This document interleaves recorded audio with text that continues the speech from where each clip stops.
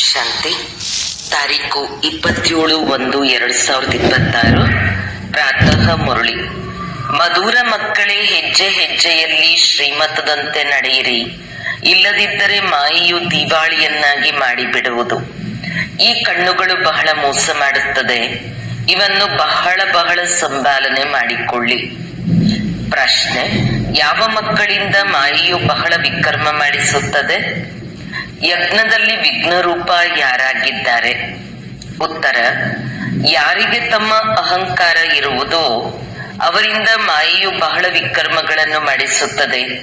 ಇಂತಹ ಮಿಥ್ಯ ಅಹಂಕಾರ ಇರುವವರು ಮುರುಳಿಯನ್ನು ಓದುವುದಿಲ್ಲ. ಈ ರೀತಿ ಹುಡುಗಾಟಿಕೆ ಮಾಡುವುದರಿಂದ ಮಾಯೆಯು ಪೆಟ್ಟುಕೊಟ್ಟು ಕಾಸಿಗೂ ಬೆಲೆ ಇಲ್ಲದವರನ್ನಾಗಿ ಮಾಡಿಬಿಡುತ್ತದೆ. ಯಾರ ಬುದ್ಧಿಯಲ್ಲಿ ಪರಚಿಂತನೆಯ ಮಾತುಗಳಿರುತ್ತವೆಯೋ ಅವರು ಯಜ್ಞದಲ್ಲಿ ವಿಘ್ನರೂಪವಾಗುತ್ತಾರೆ. ಇದು ಬಹಳ ಕೆಟ್ಟ ಹವ್ಯಾಸವಾಗಿದೆ. ಓಂ ಶಾಂತಿ. ಆತ್ಮೀಯ ಮಕ್ಕಳಿಗೆ ತಂದೆಯು ತಿಳಿಸಿದ್ದಾರೆ, ಇಲ್ಲಿ ನೀವು ಮಕ್ಕಳು ಈ ವಿಚಾರದಿಂದ ಕುಳಿತುಕೊಳ್ಳಬೇಕಾಗುತ್ತದೆ. ಇವರು ತಂದೆಯೂ ಆಗಿದ್ದಾರೆ, ಶಿಕ್ಷಕ ಸದ್ಗುರುವೂ ಆಗಿದ್ದಾರೆ ಮತ್ತು ಇದನ್ನು ಅನುಭವ ಮಾಡುತ್ತೀರಿ. ತಂದೆಯನ್ನು ನೆನಪು ಮಾಡುತ್ತಾ ಮಾಡುತ್ತಾ ಪವಿತ್ರರಾಗಿ ಹೋಗಿ ಪವಿತ್ರ ಧಾಮವನ್ನು ತಲುಪುತ್ತೇವೆ. ತಂದೆಯು ತಿಳಿಸಿದ್ದಾರೆ, ಪವಿತ್ರ ಧಾಮದಿಂದಲೇ ನೀವು ಕೆಳಗಿಳಿದಿದ್ದೀರಿ. ಮೊದಲು ನೀವು ಸತೋ ಪ್ರಧಾನರಾಗಿದ್ದಿರಿ, ನಂತರ ಸತೋ ರಜೋ ತಮೋದಲ್ಲಿ ಬಂದಿರಿ. ನಾವೀಗ ಕೆಳಗಿಳಿದ್ದೇವೆ ಎಂಬುದನ್ನು ನೀವು ತಿಳಿದುಕೊಂಡಿದ್ದೀರಿ. ಬಲೆ ಸಂಗಮ ಯುಗದಲ್ಲಿದ್ದೀರಿ, ಆದರೆ ಜ್ಞಾನದಿಂದ ತಿಳಿದುಕೊಳ್ಳುತ್ತೀರಿ. ನಾವು ಬಹಳ ದೂರ ಸರಿದಿದ್ದೇವೆ. ಒಂದು ವೇಳೆ ನಾವು ಶಿವ ತಂದೆಯ ನೆನಪಿನಲ್ಲಿ ಇದ್ದಿದ್ದೇ ಆದರೆ ಶಿವಾಲಯವು ದೂರವಿಲ್ಲ. ಶಿವ ತಂದೆಯನ್ನು ನೆನಪು ಮಾಡದಿದ್ದರೆ ಶಿವಾಲಯವು ಬಹಳ ದೂರವಿದೆ. ಶಿಕ್ಷೆಗಳನ್ನು ಅನುಭವಿಸಬೇಕಾಗುತ್ತದೆ ಅಲ್ಲವೇ? ಆದ್ದರಿಂದ ಬಹಳ ದೂರವಾಗಿ ಬಿಡುತ್ತದೆ. ತಂದೆಯು ಮಕ್ಕಳಿಗೆ ಯಾವುದೇ ಹೆಚ್ಚು ಕಷ್ಟವನ್ನು ಕೊಡುವುದಿಲ್ಲ.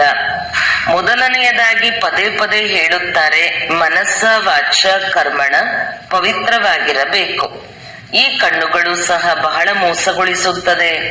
ಆದ್ದರಿಂದ ಬಹಳ ಎಚ್ಚರಿಕೆಯಿಂದ ನಡೆಯಬೇಕು. ತಂದೆಯು ತಿಳಿಸಿದ್ದಾರೆ, ಧ್ಯಾನ ಮತ್ತು ಯೋಗ ಎರಡು ಬೇರೆ ಬೇರೆ ಆಗಿದೆ. ಯೋಗ ಎಂದರೆ ನೆನಪು, ಕಣ್ಣುಗಳನ್ನು ತೆರೆದು ನೆನಪು ಮಾಡಬಹುದು. ಧ್ಯಾನಕ್ಕೆ ಯೋಗವೆಂದು ಹೇಳಲಾಗುವುದಿಲ್ಲ. ಧ್ಯಾನಾವಸ್ಥೆಯಲ್ಲಿ ಹೋಗುತ್ತಾರೆಂದರೆ ಅದಕ್ಕೆ ಜ್ಞಾನ ಎಂದಾಗಲಿ ಯೋಗ ಎಂದಾಗಲಿ ಹೇಳಲಾಗುವುದಿಲ್ಲ. ಧ್ಯಾನಾವಸ್ಥೆಯಲ್ಲಿ ಹೋಗುವವರ ಮೇಲೆ ಮಾಯೆಯು ಬಹಳ ಯುದ್ಧ ಮಾಡುತ್ತದೆ. ಆದ್ದರಿಂದ ಇದರಲ್ಲಿ ಬಹಳ ಎಚ್ಚರಿಕೆಯಿಂದ ಇರಬೇಕು. ತಂದೆಯ ನೆನಪು ಕಾಯ್ದೆ ಅನುಸಾರ ಇರಬೇಕು. ಕಾಯ್ದೆಗೆ ವಿರುದ್ಧವಾಗಿ ಯಾವುದೇ ಕೆಲಸ ಮಾಡಿದರೆ ಮಾಯೆಯು ಒಮ್ಮೆಲೆ ಬೀಳಿಸಿಬಿಡುವುದು. ಧ್ಯಾನಾವಸ್ಥೆಯ ಇಚ್ಛೆಯನ್ನು ಎಂದು ಇಟ್ಟುಕೊಳ್ಳಬಾರದು. ಇಚ್ಛಾ ಮಾತ್ರ ಅವಿದ್ಯ. ನಿಮಗೆ ಯಾವುದೇ ಇಚ್ಛೆಗಳು ಇರಬಾರದು. ತಂದೆಯು ನಿಮ್ಮ ಎಲ್ಲ ಕಾಮನೆಗಳನ್ನು ಕೇಳದೆಯೇ ಪೂರ್ಣ ಮಾಡಿಬಿಡುತ್ತಾರೆ. ಆದರೆ ತಂದೆಯ ಆಜ್ಞೆಯಂತೆ ನಡೆದಾಗ ಮಾತ್ರ. ಒಂದು ವೇಳೆ ತಂದೆಯ ಆಜ್ಞೆಯ ಉಲ್ಲಂಘನೆ ಮಾಡಿ ಉಲ್ಟಾ ಮಾರ್ಗವನ್ನು ಹಿಡಿದರೆ ಸ್ವರ್ಗಕ್ಕೆ ಹೋಗುವ ಬದಲು ನರಕದಲ್ಲಿಯೇ ಹೋಗುವರು. ಗಜವನ್ನು ಗ್ರಾಹ ತಿಂದಿತು ಎಂದು ಗಾಯನವೂ ಇದೆ. ಅನೇಕರಿಗೆ ಜ್ಞಾನ ಕೊಡುವವರು, ಭೋಗವನ್ನಿಡುವವರು ಇಂದು ಇಲ್ಲ. ಏಕೆಂದರೆ ಕಾಯ್ದೆಯ ಉಲ್ಲಂಘನೆ ಮಾಡುತ್ತಾರೆಂದರೆ ಪೂರ್ಣ ಮಾಯಾವಿಗಳಾಗಿ ಬಿಡುತ್ತಾರೆ. ದೇವತೆಗಳಾಗುತ್ತಾ ಆಗುತ್ತಾ ಮತ್ತೆ ಅಸುರರಾಗಿ ಬಿಡುತ್ತಾರೆ. ಆದ್ದರಿಂದ ಈ ಮಾರ್ಗದಲ್ಲಿ ಬಹಳ ಎಚ್ಚರಿಕೆ ಇರಬೇಕು. ತಮ್ಮ ಮೇಲೆ ತಾವು ನಿಯಂತ್ರಣವನ್ನಿಟ್ಟುಕೊಳ್ಳಬೇಕು. ತಂದೆಯು ಮಕ್ಕಳಿಗೆ ಎಚ್ಚರಿಕೆ ನೀಡುತ್ತಾರೆ, ಶ್ರೀಮತದ ಉಲ್ಲಂಘನೆ ಮಾಡಬಾರದು. ಆಸುರಿ ಮತದಂತೆ ನಡೆಯುವುದರಿಂದಲೇ ನಿಮ್ಮದು ಎಳೆಯುವ ಕಲೆ ಆಗುವುದು. ಎಲ್ಲಿದ್ದವರು ಎಲ್ಲಿಗೆ ಬಂದು ತಲುಪಿದ್ದೀರಿ? ಒಮ್ಮೆಲೆ ಕೆಳಗೆ ಬಂದು ಬಿಟ್ಟಿದ್ದೀರಿ. ಈಗಲೂ ಸಹ ಶ್ರೀಮತದಂತೆ ನಡೆಯದೆ ನಿರ್ಲಕ್ಷ್ಯವಾದರೆ ಪದವಿ ಭ್ರಷ್ಟರಾಗಿ ಬಿಡುತ್ತೀರಿ. ತಂದೆಯು ನೆನ್ನೆಯ ದಿನವೂ ತಿಳಿಸಿದ್ದರು, ಏನೆಲ್ಲವನ್ನು ಶ್ರೀಮತದ ಆಧಾರವಿಲ್ಲದೆ ಮಾಡುವರು ಅವರು ಸೇವಾ ಭಂಗ ಮಾಡುತ್ತಾರೆ. ಶ್ರೀಮತವಿಲ್ಲದೆ ಮಾಡಿದರೆ ಕೆಳಗೆ ಬೀಳುತ್ತಾರೆ. ತಂದೆಯು ಆರಂಭದಿಂದ ಮಾತೆಯರನ್ನು ನಿಮಿತ್ತರನ್ನಾಗಿ ಇಟ್ಟಿದ್ದಾರೆ. ಏಕೆಂದರೆ ಕಳಶವು ಮಾತೆಯರಿಗೆ ಸಿಗುತ್ತದೆ. ವಂದೇ ಮಾತರಂ ಎಂದು ಗಾಯನವಿದೆ. ತಂದೆಯೂ ಸಹ ಮಾತೆಯರ ಒಂದು ಸಂಘವನ್ನು ಕಟ್ಟಿದ್ದರು. ಅವರಿಗೆ ತಮ್ಮದೆಲ್ಲವನ್ನು ಅರ್ಪಣೆ ಮಾಡಿಬಿಟ್ಟರು. ಕನ್ಯೆಯರು ವಿಶ್ವಾಸ ಪಾತ್ರರಾಗಿರುತ್ತಾರೆ. ಬಹುತೇಕವಾಗಿ ಪುರುಷರು ದಿವಾಳಿಯಾಗಬಹುದು. ಆದ್ದರಿಂದ ತಂದೆಯೂ ಸಹ ಮಾತೆಯರ ಮೇಲೆ ಕಳಶವನ್ನಿಡುತ್ತಾರೆ. ಈ ಜ್ಞಾನ ಮಾರ್ಗದಲ್ಲಿಯೂ ಮಾತೆಯರು ದಿವಾಳಿಯಾಗಬಹುದು. ಯಾರು ಪದಮಾಪದಂ ಭಾಗ್ಯಶಾಲಿಗಳು ಆಗುವವರಿದ್ದಾರೆಯೋ ಅವರೂ ಸಹ ಮಾಯೆಯಿಂದ ಸೋತು ದಿವಾಳಿಯಾಗಿ ಬಿಡುತ್ತಾರೆ. ಇಲ್ಲಿ ಸ್ತ್ರೀ ಪುರುಷ ಇಬ್ಬರು ದಿವಾಳಿಯಾಗುವ ಸಾಧ್ಯತೆ ಇದೆ. ಅಲ್ಲಾದರೆ ಕೇವಲ ಪುರುಷರು ದಿವಾಳಿಯಾಗುತ್ತಾರೆ. ಇಲ್ಲಂತೂ ನೋಡಿ ಎಷ್ಟೊಂದು ಮಂದಿ ಸೋಲನ್ನು ಅನುಭವಿಸಿ ಹೊರಟು ಹೋದರು. ಅಂದರೆ ದಿವಾಳಿ ಆದರಲ್ಲವೇ? ತಂದೆಯು ಕುಳಿತು ತಿಳಿಸುತ್ತಾರೆ, ಭಾರತವಾಸಿಗಳು ಪೂರ್ಣ ದಿವಾಳಿಯಾಗಿದ್ದಾರೆ. ಮಾಯೆಯು ಎಷ್ಟು ಪ್ರಬಲವಾಗಿದೆ. ನಾವು ಹೇಗಿದ್ದೆವು ಎಂಬುದು ಅರ್ಥವಾಗುವುದೇ ಇಲ್ಲ. ಮೇಲಿಂದ ಕೆಳಗೆ ಒಮ್ಮೆಲೆ ಬೀಳುತ್ತಾರೆ. ಇಲ್ಲಿಯೂ ಸಹ ಶ್ರೇಷ್ಠ ವಿದ್ಯೆಯನ್ನು ಓದುತ್ತಾ ಮತ್ತೆ ಶ್ರೀಮತವನ್ನು ಮರೆತು ತನ್ನ ಮತದಂತೆ ನಡೆದರೆ ದಿವಾಳಿಯಾಗುತ್ತಾರೆ. ಅಂದಾಗ ಅಂತಹವರ ಸ್ಥಿತಿ ಏನಾಗಬಹುದು? ಆ ಮನುಷ್ಯರಂತೂ ದಿವಾಳಿಯಾದರೆ ಮತ್ತೆ 5-7 ವರ್ಷಗಳ ನಂತರ ಎದ್ದು ನಿಲ್ಲುತ್ತಾರೆ. ಆದರೆ ಇಲ್ಲಿ 21 ಜನ್ಮಗಳಿಗಾಗಿ ದಿವಾಳಿಯಾಗುತ್ತಾರೆ. ಮತ್ತೆ ಶ್ರೇಷ್ಠ ಪದವಿಯನ್ನು ಪಡೆಯಲು ಸಾಧ್ಯವಿಲ್ಲ. ದಿವಾಳಿಯಾಗುತ್ತಲೇ ಇರುತ್ತಾರೆ. ಎಷ್ಟೊಂದು ಮಹಾರಥಿಗಳು ಅನ್ಯರನ್ನು ಮೇಲೆತ್ತುತ್ತಿದ್ದರು. ಆದರೆ ಅವರು ಇಂದು ಇಲ್ಲ. ಇಲ್ಲಿ ಶ್ರೇಷ್ಠ ಪದವಿಯಂತೂ ಬಹಳಷ್ಟಿದೆ. ಆದರೆ ಎಚ್ಚರಿಕೆಯಿಂದ ಇರಲಿಲ್ಲವೆಂದರೆ ಮೇಲಿನಿಂದ ಕೆಳಗೆ ಬೀಳುತ್ತೀರಿ. ಮಾಯೆಯು ನುಂಗಿ ಬಿಡುತ್ತದೆ. ಮಕ್ಕಳು ಬಹಳ ಎಚ್ಚರಿಕೆಯಿಂದ ಇರಬೇಕು. ತನ್ನ ಮತದಂತೆ ಸಂಘಗಳನ್ನು ಕಟ್ಟುವುದರಲ್ಲಿ ಏನೂ ಲಾಭವಿಲ್ಲ. ತಂದೆಯಿಂದ ಬುದ್ಧಿಯೋಗವನ್ನಿಡಿ. ಇದರಿಂದಲೇ ಸತೋಪ್ರಧಾನರಾಗಬೇಕು. ತಂದೆಯವರಾಗಿಯೂ ತಂದೆಯೊಂದಿಗೆ ಯೋಗವನ್ನಿಡುವುದಿಲ್ಲ. ಶ್ರೀಮತದ ಉಲ್ಲಂಘನೆ ಮಾಡುತ್ತಾರೆಂದರೆ ಒಮ್ಮೆಲೆ ಕೆಳಗೆ ಬೀಳುತ್ತಾರೆ. ಸಂಬಂಧವೇ ತುಂಡಾಗುತ್ತದೆ. ಬುದ್ಧಿಯೋಗವು ತುಂಡಾದರೆ ಪರಿಶೀಲನೆ ಮಾಡಿಕೊಳ್ಳಬೇಕು. ನಮಗೆ ಮಾಯೆಯು ಇಷ್ಟೊಂದು ತೊಂದರೆಯನ್ನೇಕೆ ಮಾಡುತ್ತಿದೆ? ಪ್ರಯತ್ನ ಪಟ್ಟು ಮತ್ತೆ ತಂದೆಯ ಜೊತೆ ಬುದ್ಧಿಯೋಗವನ್ನು ಜೋಡಿಸಬೇಕು. ಇಲ್ಲವೆಂದರೆ ಬ್ಯಾಟರಿಯು ಹೇಗೆ ಚಾರ್ಜ್ ಆಗುವುದು? ವಿಕರ್ಮಗಳನ್ನು ಮಾಡುವುದರಿಂದ ಬ್ಯಾಟರಿಯು ಡಿಸ್ಚಾರ್ಜ್ ಆಗಿ ಬಿಡುತ್ತದೆ.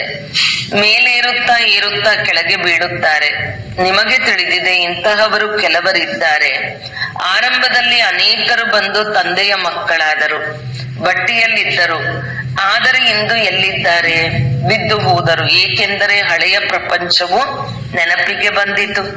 ಈಗ ತಂದೆಯು ತಿಳಿಸುತ್ತಾರೆ, ನಾನು ನಿಮಗೆ ಬೇಹದ್ದಿನ ವೈರಾಗ್ಯವನ್ನು ತರಿಸುತ್ತಿದ್ದೇನೆ. ಈ ಹಳೆಯ ಪತಿತ ಪ್ರಪಂಚದೊಂದಿಗೆ ಮನಸ್ಸನ್ನಿಡಬೇಡಿ. ಸ್ವರ್ಗದೊಂದಿಗೆ ನಿಮ್ಮ ಮನಸ್ಸನ್ನಿಡಿ. ಇದರಲ್ಲಿ ಪರಿಶ್ರಮವಿದೆ. ಒಂದು ವೇಳೆ ಈ ಲಕ್ಷ್ಮೀನಾರಾಯಣರಂತೆ ಆಗಲು ಇಚ್ಛಿಸುತ್ತೀರೆಂದರೆ ಪರಿಶ್ರಮ ಪಡಬೇಕಾಗುವುದು. ಬುದ್ಧಿಯೋಗವು ಒಬ್ಬ ತಂದೆಯ ಜೊತೆ ಇರಲಿ. ಹಳೆಯ ಪ್ರಪಂಚದೊಂದಿಗೆ ವೈರಾಗ್ಯವಿರಲಿ. ಹಳೆಯ ಪ್ರಪಂಚವು ಮರೆತು ಹೋಗುವುದಂತೂ ಸರಿ. ಆದರೆ ನಂತರ ಏನನ್ನು ನೆನಪು ಮಾಡುವುದು? ಶಾಂತಿಧಾಮ, ಸುಖಧಾಮವನ್ನು ನೆನಪು ಮಾಡಿ. ಎಷ್ಟು ಸಾಧ್ಯವೋ ಏಳುತ್ತಾ, ಕುಳಿತುಕೊಳ್ಳುತ್ತಾ, ನಡೆಯುತ್ತಾ, ತಿರುಗಾಡುತ್ತಾ ತಂದೆಯನ್ನು ನೆನಪು ಮಾಡಿ. ಬೇಹದ್ದಿನ ಸುಖದ ಸ್ವರ್ಗವನ್ನು ನೆನಪು ಮಾಡಿ. ಇದಂತೂ ಬಹಳ ಸಹಜವಾಗಿದೆ.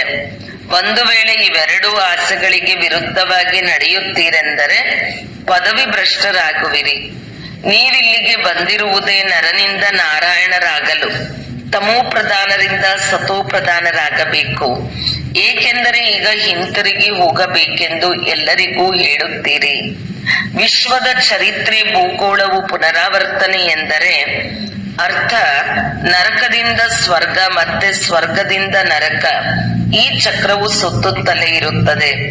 ತಂದೆಯು ಹೇಳಿದ್ದಾರೆ, ಇಲ್ಲಿ ಸ್ವದರ್ಶನ ಚಕ್ರಧಾರಿಯಾಗಿ ಕುಳಿತುಕೊಳ್ಳಿ. ಇದೇ ನೆನಪಿನಲ್ಲಿರಲಿ. ನಾನು ಎಷ್ಟು ಬಾರಿ ಚಕ್ರವನ್ನು ಸುತ್ತಿದ್ದೇನೆ. ನಾನು ಸ್ವದರ್ಶನ ಚಕ್ರಧಾರಿಯಾಗಿದ್ದೇನೆ. ಈಗ ಪುನಃ ದೇವತೆಯಾಗುತ್ತೇನೆ. ಪ್ರಪಂಚದಲ್ಲಿ ಯಾರೂ ಈ ರಹಸ್ಯವನ್ನು ತಿಳಿದುಕೊಂಡಿಲ್ಲ. ಈ ಜ್ಞಾನವಂತೂ ದೇವತೆಗಳಿಗೆ ತಿಳಿಸಬೇಕಾಗಿಲ್ಲ. ಅವರು ಮೊದಲೇ ಪವಿತ್ರವಾಗಿದ್ದಾರೆ. ಶಂಖವನ್ನು ಊದಲು ಅವರಲ್ಲಿ ಜ್ಞಾನವೇ ಇಲ್ಲ. ಪವಿತ್ರರೂ ಆಗಿದ್ದಾರೆ, ಆದ್ದರಿಂದ ಅವರಿಗೆ ಈ ಶಂಕುವಿನ ಅಲಂಕಾರವನ್ನು ತೋರಿಸುವ ಅವಶ್ಯಕತೆಯೇ ಇಲ್ಲ. ಯಾವಾಗ ಇಬ್ಬರು ಒಟ್ಟಿಗೆ ಚತುರ್ಭುಜ ಆಗುವರೋ ಆಗ ಈ ಅಲಂಕಾರವಿರುತ್ತದೆ. ನಿಮಗೂ ಸಹ ಇದನ್ನು ತೋರಿಸುವುದಿಲ್ಲ, ಏಕೆಂದರೆ ನೀವು ಇಂದು ದೇವತೆಯಂತೆ ಇರುತ್ತೀರಿ, ಮತ್ತೆ ನಾಳೆ ಕೆಳಗಿಳಿದು ಬಿಡುತ್ತೀರಿ. ಮಾಯೆಯು ಬೀಳಿಸಿ ಬಿಡುತ್ತದೆ ಅಲ್ಲವೇ? ತಂದೆಯು ದೇವತೆಗಳನ್ನಾಗಿ ಮಾಡುತ್ತಾರೆ, ಮತ್ತೆ ಮಾಯೆಯು ಅಸುರರನ್ನಾಗಿ ಮಾಡಿಬಿಡುತ್ತದೆ. ಅನೇಕ ಪ್ರಕಾರದಿಂದ ಮಾಯೆಯು ಪರೀಕ್ಷೆ ತೆಗೆದುಕೊಳ್ಳುತ್ತದೆ. ಯಾವಾಗ ತಂದೆಯು ಬಂದು ತಿಳಿಸುವರೋ ಆಗ ಅರ್ಥವಾಗುತ್ತದೆ ನಿಜವಾಗಿಯೂ ನಿಮ್ಮ ಸ್ಥಿತಿ ಕೆಳಗಿಳಿದಿದೆ ಎಂದು. ಪಾಪ ಎಷ್ಟು ಬಾರಿ ತಮ್ಮದೆಲ್ಲವನ್ನು ಶಿವ ತಂದೆಯ ಖಜಾನೆಯಲ್ಲಿ ಜಮಾ ಮಾಡಿಸಿದರೂ ಸಹ ಮತ್ತೆ ಮಾಯೆಯಿಂದ ಸೋಲನ್ನು ಅನುಭವಿಸುತ್ತಾರೆ. ಶಿವ ತಂದೆಯ ಮಕ್ಕಳಾಗಿ ಬಿಟ್ಟಿರಿ, ಮತ್ತೇಕೆ ಮರೆತು ಬಿಡುತ್ತೀರಿ? ಇದರಲ್ಲಿ ಯೋಗದ ಯಾತ್ರೆಯು ಮುಖ್ಯವಾಗಿದೆ. ಯೋಗದಿಂದಲೇ ಪವಿತ್ರರಾಗಬೇಕು. ಜ್ಞಾನದ ಜೊತೆಗೆ ಪವಿತ್ರತೆಯೂ ಬೇಕು. ಬಾಬಾ ಬಂದು ನಮ್ಮನ್ನು ಪಾವನ ಮಾಡಿ ನಾವು ಸ್ವರ್ಗಕ್ಕೆ ಹೋಗಲು ಯೋಗ್ಯರಾಗಬೇಕು ಎಂದು ನೀವು ಕರೆಯುತ್ತೀರಿ. ಪಾವನರಾಗಿ ಶ್ರೇಷ್ಠ ಪದವಿಯನ್ನು ಪಡೆಯಲು ನೆನಪಿನ ಯಾತ್ರೆಯು ಮುಖ್ಯವಾಗಿದೆ. ಯಾರು ಬಿಟ್ಟು ಹೋದರೋ ಅವರೂ ಸಹ ಅಲ್ಪ ಸ್ವಲ್ಪ ಕೇಳಿರುವ ಕಾರಣ ಶಿವಾಲಯದಲ್ಲಿ ಖಂಡಿತ ಬರುತ್ತಾರೆ. ನಂತರ ಬಲೆ ಪದವಿಯನ್ನು ಹೇಗಾದರೂ ಪಡೆಯಲಿ, ಆದರೆ ಸತ್ಯಯುಗದಲ್ಲಂತೂ ಬರುತ್ತಾರೆ. ಒಂದು ಬಾರಿ ನೆನಪು ಮಾಡಿದರೂ ಸಹ ಸ್ವರ್ಗಕ್ಕೆ ಬಂದು ಬಿಡುತ್ತಾರೆ, ಆದರೆ ಶ್ರೇಷ್ಠ ಪದವಿ ಇಲ್ಲ. ಸ್ವರ್ಗದ ಹೆಸರನ್ನು ಕೇಳಿ ಖುಷಿಯಾಗಿ ಬಿಡಬಾರದು. ಅನುತ್ತೀರ್ಣರಾಗಿ ನಂತರ ಬಿಡಗಾಸಿದ ಪದವಿಯನ್ನು ಪಡೆಯುವುದರಲ್ಲಿ ಖುಷಿಯಾಗಿ ಬಿಡಬಾರದು. ಬಲೆ ಸ್ವರ್ಗವಿದೆ, ಆದರೆ ಅದರಲ್ಲಿ ಪದವಿಗಳು ಬಹಳಷ್ಟಿವೆ ಅಲ್ಲವೇ?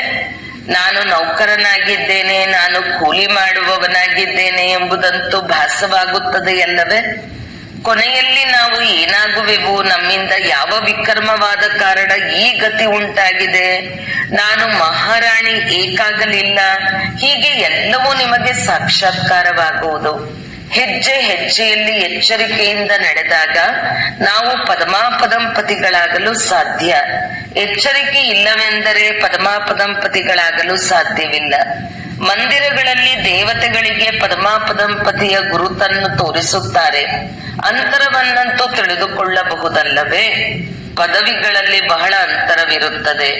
ಈಗಲೂ ನೋಡಿ ಎಷ್ಟೊಂದು ದರ್ಜೆಗಳಿವೆ. ಬಲೆ ಅಲ್ಪಕಾಲದ ಸುಖವಾಗಿದೆ, ಆದರೂ ಸಹ ಅವರಿಗೆ ಎಷ್ಟೊಂದು ಅಭಿಮಾನವಿರುತ್ತದೆ. ಆದ್ದರಿಂದ ತಂದೆಯು ತಿಳಿಸುತ್ತಾರೆ, ಈ ಶ್ರೇಷ್ಠ ಪದವಿಯನ್ನು ಪಡೆಯಬೇಕಾಗಿದೆ ಎಂದು ಹೇಳಿದಾಗ ಇದಕ್ಕಾಗಿ ಎಲ್ಲರೂ ಕೈ ಎತ್ತುತ್ತಾರೆ. ಅಂದ ಮೇಲೆ ಅಷ್ಟು ಪುರುಷಾರ್ಥವನ್ನು ಮಾಡಬೇಕು. ಕೈಯನ್ನೆತ್ತುವವರೇ ಸ್ವಯಂ ಕೆಳಗೆ ಬೀಳುತ್ತಾರೆ. ಆಗ ಅನ್ಯರು ಹೇಳುತ್ತಾರೆ, ಇವರು ದೇವತೆಯಾಗುವವರಿದ್ದರು, ಪುರುಷಾರ್ಥ ಮಾಡುತ್ತಾ ಮಾಡುತ್ತಾ ಸಮಾಪ್ತಿಯಾಗಿ ಬಿಟ್ಟರು. ಕೈ ಎತ್ತುವುದಂತೂ ಸಹಜವಾಗಿದೆ, ಅನೇಕರಿಗೆ ತಿಳಿಸುವುದು ಸಹಜವಾಗಿದೆ. ಮಹಾರಥಿಗಳು ಅನ್ಯರಿಗೂ ತಿಳಿಸುತ್ತಲೂ ತಾವು ಮಾಯವಾಗಿ ಬಿಡುತ್ತಾರೆ. ಅನ್ಯರ ಕಲ್ಯಾಣ ಮಾಡಿ ತಮಗೆ ಅಕಲ್ಯಾಣ ಮಾಡಿಕೊಂಡು ಕುಳಿತುಕೊಳ್ಳುತ್ತಾರೆ. ಆದ್ದರಿಂದ ಬಹಳ ಎಚ್ಚರಿಕೆಯಿಂದ ಇರಿ ಎಂದು ತಂದೆಯು ತಿಳಿಸುತ್ತಾರೆ. ಅಂತರ್ಮುಖಿಯಾಗಿ ತಂದೆಯನ್ನು ನೆನಪು ಮಾಡಬೇಕು. ಯಾವ ಪ್ರಕಾರದಿಂದ? ತಂದೆ ನಮ್ಮ ತಂದೆಯೂ ಆಗಿದ್ದಾರೆ, ಶಿಕ್ಷಕ ಸದ್ಗುರುವೂ ಆಗಿದ್ದಾರೆ. ನಾವೀಗ ನಮ್ಮ ಮಧುರ ಮನೆಗೆ ಹೋಗುತ್ತಿದ್ದೇವೆ. ಇದೆಲ್ಲವೂ ಆಂತರಿಕವಾಗಿ ಬರಬೇಕಾಗಿದೆ. ತಂದೆಯಲ್ಲಿ ಜ್ಞಾನ ಮತ್ತು ಯೋಗ ಎರಡೂ ಇದೆ, ಹಾಗೆಯೇ ನಿಮ್ಮಲ್ಲಿಯೂ ಇರಬೇಕು. ಏಕೆಂದರೆ ನಿಮಗೆ ತಿಳಿದಿದೆ, ಶಿವ ತಂದೆಯು ಓದಿಸುತ್ತಿದ್ದಾರೆಂದರೆ ಜ್ಞಾನವೂ ಆಯಿತು, ನೆನಪು ಆಯಿತು. ಜ್ಞಾನ ಮತ್ತು ಯೋಗ ಎರಡೂ ಒಟ್ಟಿಗೆ ನಡೆಯುತ್ತದೆ. ಯೋಗದಲ್ಲಿ ಕುಳಿತು ಶಿವ ತಂದೆಯನ್ನು ನೆನಪು ಮಾಡುತ್ತಿದ್ದರೆ ಇಡೀ ಜ್ಞಾನವು ಅವರಲ್ಲಿರುತ್ತದೆ. ನೀವು ಮಕ್ಕಳಿಗೆ ಈ ಜ್ಞಾನ ಇರಬೇಕು, ಓದಬೇಕು. ಎಂತ ಕರ್ಮವನ್ನು ನಾನು ಮಾಡುವೆನು, ನನ್ನನ್ನು ನೋಡಿ ಅನ್ಯರು ಮಾಡುತ್ತಾರೆ. ನಾನು ಮುರುಳಿ ಓದದಿದ್ದರೆ ಅನ್ಯರು ಓದುವುದಿಲ್ಲ. ನಾನು ದುರ್ಗತಿ ಪಡೆದರೆ ಅನ್ಯರು ದುರ್ಗತಿ ಪಡೆಯುವರು. ನಾನೇ ಅನ್ಯರನ್ನು ಬೀಳಿಸಲು ನಿಮಿತ್ತನಾಗುತ್ತೇನೆ. ಕೆಲವು ಮಕ್ಕಳು ಮುರಳಿಯನ್ನು ಓದುವುದಿಲ್ಲ, ಮಿಥ್ಯ ಅಹಂಕಾರ ಬಂದು ಬಿಡುತ್ತದೆ. ಮಾಯೆಯು ಕೂಡಲೇ ಹೋರಾಟ ನಡೆಸುತ್ತದೆ.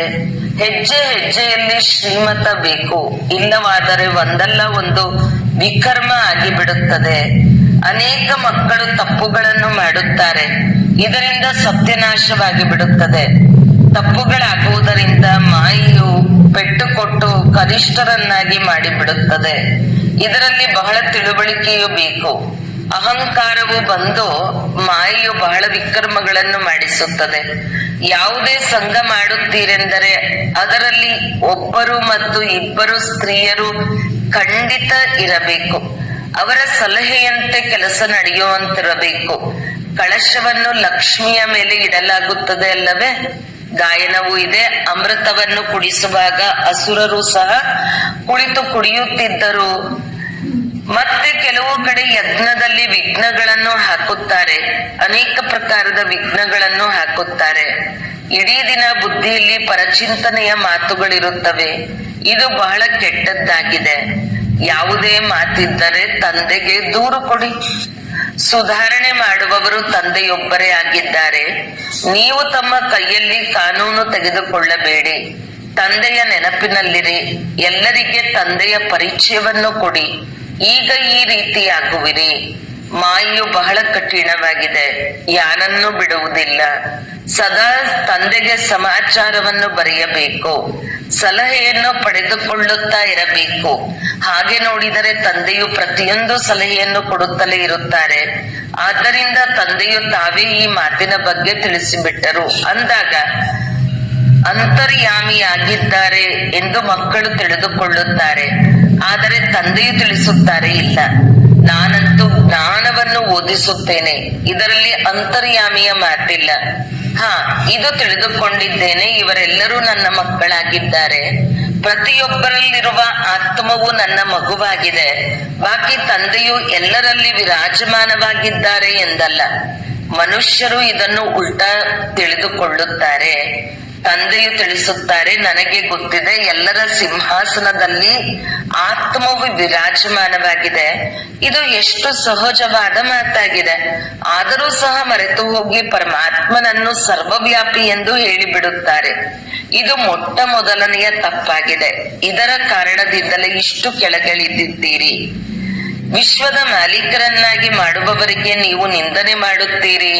ಆದ್ದರಿಂದ ತಂದೆಯು ಹೇಳುತ್ತಾರೆ, ಯದಾ ಯದಾ ಹಿ ಧರ್ಮಸ್ಯ ಗ್ಲಾನಿರ್ಭವತಿ ಭಾರತಃ.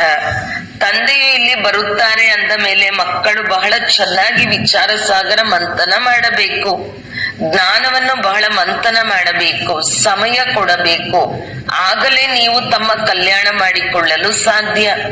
ಇದರಲ್ಲಿ ಹಣ ಮೊದಲಾದವುಗಳ ಮಾತಿಲ್ಲ. ಯಾರು ಹಸಿವಿನಿಂದ ಸಾಯುವುದಿಲ್ಲ. ಯಾರೆಷ್ಟು ತಂದೆಯ ಬಳಿ ಜಮಾ ಮಾಡುವರೋ ಅಷ್ಟು ಜಮಾ ಆಗುತ್ತದೆ. ತಂದೆಯು ತಿಳಿಸುತ್ತಾರೆ, ಜ್ಞಾನ ಮತ್ತು ಭಕ್ತಿಯ ನಂತರ ವೈರಾಗ್ಯ ಬರುತ್ತದೆ. ವೈರಾಗ್ಯವೆಂದರೆ ಎಲ್ಲವನ್ನೂ ಮರೆಯಬೇಕು, ತನ್ನನ್ನು ಭಿನ್ನ ಮಾಡಿಕೊಳ್ಳಬೇಕು. ಶರೀರದಿಂದ ನಾನಾತ್ಮ ಈಗ ಹೋಗುತ್ತಿದ್ದೇನೆ. ಒಳ್ಳೆಯದು. ಮಧುರಾತಿ ಮಧುರ ಅಗಲಿ ಹೋಗಿ ಮರಳಿ ಸಿಕ್ಕಿರುವ ಮಕ್ಕಳ ಪ್ರತಿ ಮಾತಾಪಿತಾ ಬಾಪ್ದಾದರವರ ನೆನಪು, ಪ್ರೀತಿ ಹಾಗೂ ಸುಪ್ರಭಾತ. ಆತ್ಮೀಯ ಮಕ್ಕಳಿಗೆ ಆತ್ಮೀಯ ತಂದೆಯ ನಮಸ್ತೆ. ಧಾರಣೆಗಾಗಿ ಮುಖ್ಯ ಸಾರ 1. ತನ್ನ ಮೇಲೆ ಬಹಳ ನಿಯಂತ್ರಣವನ್ನಿಟ್ಟುಕೊಳ್ಳಬೇಕು. ಶ್ರೀಮತದಲ್ಲಿ ಎಂದೂ ನಿರ್ಲಕ್ಷ್ಯ ತೋರಬಾರದು. ಬಹಳ ಬಹಳ ಎಚ್ಚರಿಕೆಯಿಂದಿರಬೇಕು. ಎಂದೂ ಯಾವುದೇ ಕಾಯ್ದೆಯ ಉಲ್ಲಂಘನೆ ಮಾಡಬಾರದು. 2. ಅಂತರ್ಮುಖಿಯಾಗಿ ಒಬ್ಬ ತಂದೆಯೊಂದಿಗೆ ಬುದ್ಧಿಯೋಗವನ್ನು ಜೋಡಿಸಬೇಕು. ಈ ಪತಿತ ಹಳೆಯ ಪ್ರಪಂಚದಿಂದ ಬೇಹದ್ದಿನ ವೈರಾಗ್ಯವನ್ನಿಡಬೇಕು. ಬುದ್ಧಿಯಲ್ಲಿರಲಿ, ಯಾವ ಕರ್ಮವನ್ನು ನಾನು ಮಾಡುತ್ತೇನೆಯೋ ನನ್ನನ್ನು ನೋಡಿ ಎಲ್ಲರೂ ಮಾಡುತ್ತಾರೆ. ವರದಾನ: ಜ್ಞಾನದ ರತ್ನಗಳನ್ನು ಪ್ರತಿನಿತ್ಯವೂ ಪರಿಶೋಧಿಸುತ್ತಾ ಸಮಾಧಾನ ಸ್ವರೂಪವಾಗುವಂತಹ ನಿಶ್ಚಿಂತಪುರದ ಚಕ್ರವರ್ತಿಯಾಗಿ. ಯಾವ ಜ್ಞಾನರತ್ನಗಳು ಡೈರಿಯಲ್ಲಿ ಅಥವಾ ಬುದ್ಧಿಯಲ್ಲಿರುತ್ತದೆಯೋ ಅದನ್ನು ಪ್ರತಿನಿತ್ಯವೂ ಪರಿಶೋಧಿಸಿರಿ ಹಾಗೂ ಅದನ್ನು ಅನುಭವದಲ್ಲಿ ತಂದುಕೊಳ್ಳುತ್ತೀರೆಂದರೆ ಯಾವುದೇ ಪ್ರಕಾರದ ಸಮಸ್ಯೆಯೂ ಸಹ ಸಹಜವಾಗಿಯೇ ಪರಿಹರಿಸಬಹುದು. ಎಂದಿಗೂ ಸಹ ಸಮಸ್ಯೆಗಳೆಂಬ ಕಲ್ಲುಗಳನ್ನು ವ್ಯರ್ಥ ಸಂಕಲ್ಪಗಳೆಂಬ ಸುತ್ತಿಗೆಯಿಂದ ಹೊಡೆಯುವುದರಲ್ಲಿ ಸಮಯವನ್ನು ಕಳೆಯಬಾರದು. ಡ್ರಾಮಾ ಶಬ್ದದ ಸ್ಮೃತಿಯಿಂದ ಮೇಲೆ ಜಿಗಿದು ಮುಂದೆ ಸಾಗಿರಿ.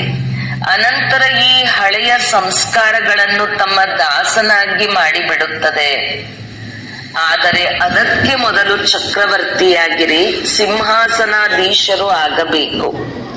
ಸ್ಲೋಗನ್: ಪ್ರತಿಯೊಬ್ಬರಿಗೂ ಗೌರವ ಕೊಡುವುದೇ ಗೌರವವನ್ನು ಪ್ರಾಪ್ತಿ ಮಾಡಿಕೊಳ್ಳುವುದಾಗಿದೆ. ಅವ್ಯಕ್ತ ಸೂಚನೆ: ಈ ಅವ್ಯಕ್ತ ಮಾಸದಲ್ಲಿ ಬಂಧನ ಮುಕ್ತರಾಗಿ ಜೀವನ್ಮುಕ್ತ ಸ್ಥಿತಿಯ ಅನುಭವ ಮಾಡಿರಿ. ಜೀವನ ಬಂಧನ ಇರುವ ಕಡೆ ಜೀವನ್ಮುಕ್ತಿಯ ಅನುಭವ ಆಗುತ್ತದೆ. ಅಲ್ಲಿ ಜೀವನ ಬಂಧನ ಅನ್ನುವುದೇ ಇರುವುದಿಲ್ಲ. ಅಲ್ಲಿ ಕೇವಲ ಪ್ರಾರಬ್ಧವಷ್ಟೇ ಇರುತ್ತದೆ. ಮುಕ್ತಿಧಾಮದ ಮುಕ್ತಿಯ ಅನುಭವವು ಅಲ್ಲಿ ಸಿಗುವುದಿಲ್ಲ. ಅದನ್ನು ಈಗ ಸಂಗಮ ಯುಗದಲ್ಲಿಯೇ ಅನುಭವಿಸಬೇಕು. ನೀವು ಈಗಾಗಲೇ ಆಸ್ತಿಯ ಹಕ್ಕುದಾರರಾಗಿದ್ದೀರಿ. ಈಗ ಅದನ್ನು ಜೀವನದಲ್ಲಿ ಧರಿಸಿ ಸಂಪೂರ್ಣ ಲಾಭ ಪಡೆದುಕೊಳ್ಳಿ. ಓಂ ಶಾಂತಿ.